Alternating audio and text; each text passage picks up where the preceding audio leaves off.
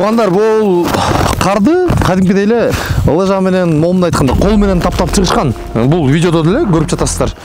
Биз азыр Нарын шаарынын өйдө жагында Нарын шаардык спорт мектебине тийиштүү болгон канатканын жанында турабыз. Бул жерге келгенибиздин бирден бир себеби бул жерде эч кандай шарт жок. Ушул спорт мектепке катышкан балдарыбыз менен өзүбүз жөө таптайбыз ушуну. Лыжаларды кийип алып, жөө таптап, тети көрдүңүздөр да тоону. Ошого чейин 3 километр болотму, э? 1 километр биздики трасса, 1 километр. 10 миллион сом моякка кетпей атса, эми бере албай атат да 4 миллион сомго тияктан туалет куруп атат. Бул биринчи маселе. 4 миллионго ажаткана салган оңбу же 10-15 миллион тегене лыжный базаны кайра оңдоп түзөп койгон оңбу. Ал жерде эч кандай буга чейин ажаткана салынган эмес. Сиз айтып аткан 1,5 миллион деп айттыңызбы? Ал да салынган эмес, ада ошондой пландалган. Бул жакка келгенибиздин бирден себеби бир эле суробуз бар. Жумгал районуна 4 миллионго курула турган даараткана жана эч ушул убакытка чейин бир дагы жолу өкмөт тараптан колдонулуп оңдоп түзөө иштерин өтпөгөн канатка.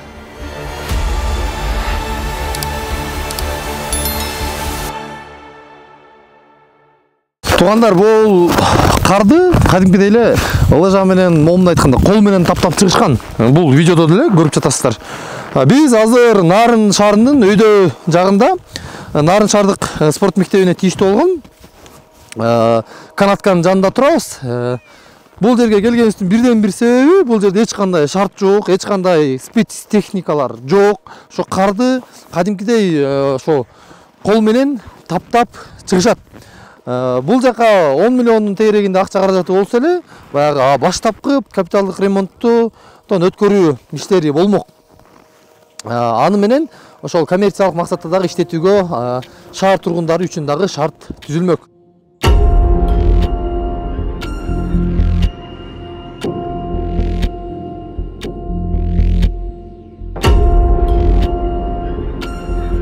Азыр биз силерге бул жактын иштеткен агайлар менен тааныштырабыз. Салам алейкум. Иштериңиз жакшыбы? Биз келип калдык. Атым Темирлан, фамилиям Сейитбек уулу. Бияка келгенибиздин себеби ушул канат боюнча келгенбиз. Асылбек мырза өткөндө пост жарыялап Facebook тармагына. Ошондон улам көрүп калдык, чын айтканда. Анан мага кызыгы, мен жана видеодон көрдүм, Асылбек мырза, сиз жөнөттүңүз го мага. Бул карды кантип таптадыңыз? Ошону ачык айтасызчы. Бул карды эми биз не кылып таптадыңыз, кантип мына таптадыңыз? ушул спорт мектепке катышкан. Негизи бир баягы спецтехникалар менен мындай. Ооба, негизи Чүртүк пайдасы белеби? баягы положено спецтехникалар болуп таптаган атайын кар таптаган ратрак деген ошол атайын спецтехника, ал ошол карды таптаган. Биз болсо эми андай техниканын жоктугуна байланыштуу мына ушул спорт мектепке катышкан балдарыбыз менен өзүбүз жөө таптайбыз ушуну. Лыжаларды кийип алып, жөө таптап, тети көрдүңүздөр да тоону.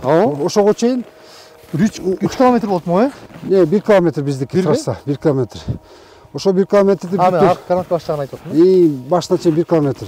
Бүт өзүбүз жөө чыгып, жөө таптап, анан бир күндөн кийин каткандан кийин муну кайра майда таптап, бир 200 сыйра таптайбыз. Ошондон кийин анан каткандан кийин анан аны кайра биз балдар менен канатка менен чыгып, сүрүп түшкөндөн кийин анан трассабыз даяр болот. Ошон үчүн жана мен айтып атканым ошол да, убакытты көп талап кылып калат. Себеп баары биз жөө таптаган үчүн Канча бала таптайт эми? Эми бияка катышкан балдардын баары эле келет, мисалы үчүн 100дөй спорт мектепке катышкан 100дөй бала бар. Ошолор 2 смена менен келишет, эртең менен анан түштө келишет. Суроо. Башка аймактарда ушундай колу буту менен тапташабы? Жок, эми андай деген жок. Бизде эле мына Нарында баягы Союздан бери курулгандан бери ушинтип эле келатабыз мына. Бизде эле айтабыз, колдоңуз ушу атайын техника болсо жакшы болот эле деп баягы биздин мэрия тарапка деле айтып келебиз. Анан майла жок, эмне кылабыз, ток болсо анан өзүбүз даярдап канатканы иштеткенге туура келет. Түшүнүктүү. Рахмат. Асылбек мырза, жана сизге мен телефондон байланышканда дагы айтып калдыңыз да. Эми акча каражаттар максатсыз пайдаланылып жатат депчи. Анан эми анын астынан комментарийлерди окуп калдым. Албетте фейк аккаунттар экен бир-экөө. Эчтерсе жакпайт, эми ушу иш кылып атса да жакпайт да. Мисалы бактарактар баягы тигилген туя дейбизби, эмне дейбиз? Мажениктер боюнча Оштон келген. Ошолор жөнүндө да пост. Мындай да, Темирлан мырза, биринчиден келгениңиз үчүн рахмат, ушу Нарын үчүн келип бергениңиз үчүн. Анан экинчиден, мынакей өзүңөр көрдүңөр, областтык деңгээлде каралчу 10 миллион сом мояққа кетпей жатса, бере албай атат да 4 миллион сомго тияктан туалет куруп атат. Бул биринчи маселе. Экинчи маселе эвакуатор алды. Шаардыкына шаар карайт дейин десең, 2 миллион сомго эвакуатор алышты. Эвакуатордун дайыны жок. Азыр сот немеге сурак жүргүзүп атабыз дейт, бирок эч ким соттолгон жок, эч ким жооп берген жок. Короче, жөн эле жерден акчасы ысырап 2 миллион ал кетип атат. Андан кийин өткөндө 5 миллион сомго машина алып келишти. Жанакындай шыпырганын кар көргөндө. Аны болсо анысы да туура эмес техника болуп калып, азыркы күндө ал же чыкпайт, же ал пайдасы тийбейт. Анан эми билбейм, жаран катары өзүмдүн позициямды айтып атам. Ушул бактарак можжевельниги да өспөйт деп айттым. Мына азыр 50% можжевельник почти өспөйт деп. Көрөбүз эми жазын аны дагычы. Анан эми мен күйгөн менен айтып атам, шаардын тургуну болгондон бизге мондай керектүү. Мына кышта мына өзү көрүп атат байкелер. Таптаганга 10 күн кетип атат. Кар жабаса искусственный кар жок бизде. Кыскасын айтканда биздин могу нарында мындай жакшы элдер эс алчу жайлар каралбай эле калды да. Ошону айтып атабыз биз. Биз аларды жаманаттыгып же бир светти коюп койгонунан нааразы болгон жерибиз жок. Эң глобалдуу нерселерге акча кетет, бирок дайыноты жок болуп атат. Жанакы можжевельник, жана башка свет андай мындайларга бир аз гана акча кетет. Бир 2 миллион, 3 миллион сом тегерек гана. Ал ар кимден чогултулган акча экен. Анын эч ким отчетун ала албайт экен. Андыктан мен айтып атам шаар тургандарына 500 миң, 200 миң деп берип атасыңар. Аны ушул жакка салсаңар акчаңарды деп мен өз пикиримди айтып атам да.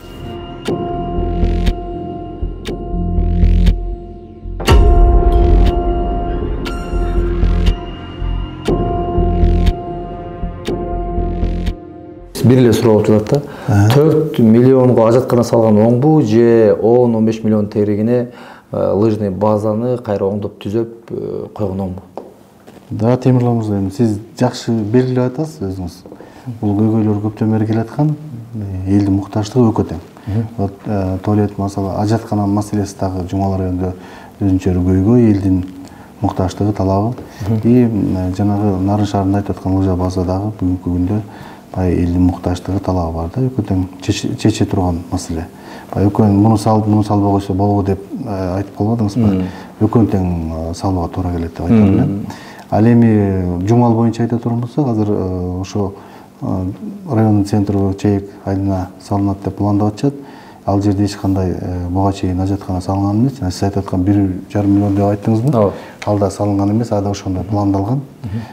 Ошол планды кайра булар жаңылап, жакшы туризмге багыттап, мындай жакшы салуу боюнча аракеттерин көрүп атат. Ал жерде канализация жок, башка нерселер жок. Жанагындай мурункудай бир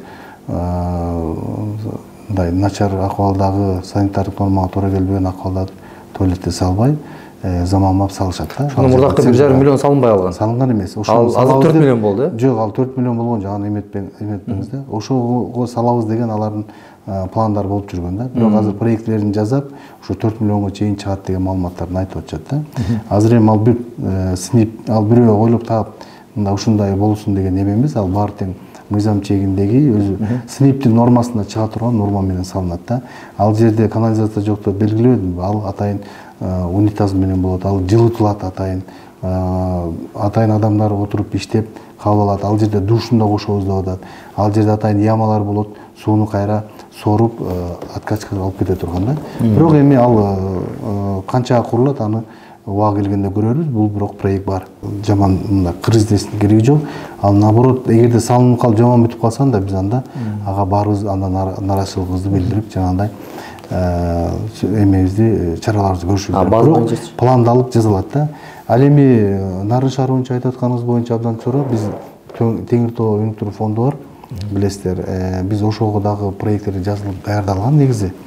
Бул эми изилденген, буга чейин жайзет билесиздер, эл аралык уюм менен дагы бул международный эмеге чыгып, туристтерди кабыл алып иштегенге болобу деген таризде дагы проекттер жазылган. Буга чейин дагычы жазалганда бул жанагындай шарты туура келбей алганда критерийлерге, жолдун кыскалыгы, трассанын жана башкалар.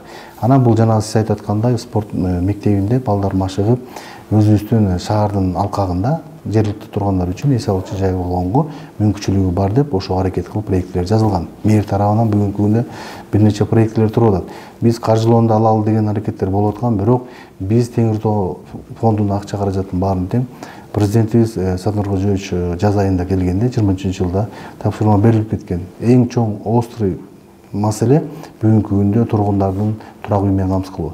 Бизде 2600 адам бүгүнкү күндө турак үйдө очередте турат, кезекте турат да. Анан ошол биринчи транштын акчанын баарын тең биз көп кабаттуу үйгө куруу боюнча ошол жака акчанын баарын топтоп туруп берип атабыз да. Ал эми жумгалдагы азыр мен туруп коеюн.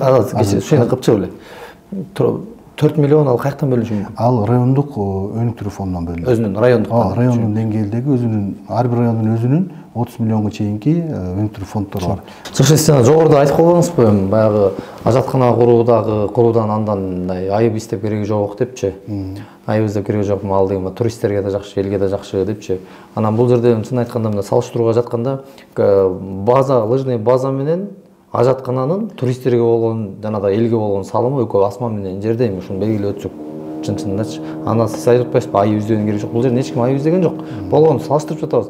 Бул жакта килтеген лыжный база баягы кичинекей балдар өстөр эптеп таптап алардын менет кетип атса, карабыз карап жатса, чынын айтканда тиги жакта 4 миллионго ажаткана салабыз деп жатканыбыз өзү күлкүлүү эмеспи деген эле элдин ичиндеги сөздөр. Ачык айтканда Абдан туура, ал башка район. Ошо.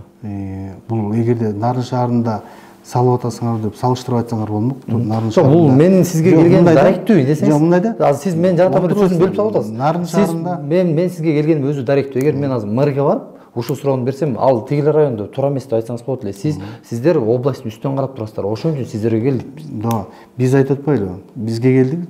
Эгерде Нарын шаарында биз трассаны карабай 4 миллионго туалет салып атсак, анда айтсаңыздар болот да. Биринчи тигини баштап коюп. Чайык туалеттен башка маселе андан да көп. Андан да көп маселени карап атышат. Бирок эл ошол жердеги бийлик ошону туура көрүп карап атат. Эми ал эл үчүн салып аткан нерсесин азыр карап көрөлү, кандай кылып салат, эмне болот да.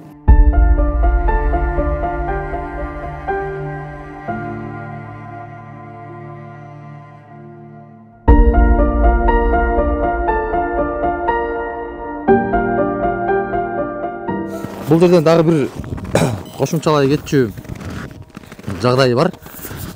Көрдүңүздөр, кичинекей балдардын мээнети менен кичинекей балдардын ушундай маңдай тери менен ушул жак тиги башына чейин 1 километрден ашык жер түстөлгөн. Эми бул жерге 1 километрге жөн эле мындай жөө эле басып, тедакка басып келгиче мындай күйүп каласың. Анын үстүндө мына бийик, анын үстүндө кыш дегендей. Ушу качанга чейин балдардын, жаштардын деги эле бир элдин эсебинен жашайбыз.